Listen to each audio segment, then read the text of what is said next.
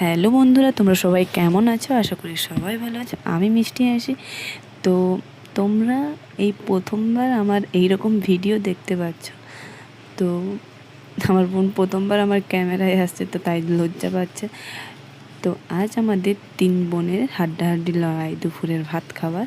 তো আজকে দুপুরের মেনু ছিল শাক ভাজা, ভাত এবং চিংড়ি মাছের মালাইকারি এবং সোয়াবিন আলুর তরকারি। তো শেষ পর্যন্ত তোমরা ভিডিওটা দেখতে থাকো।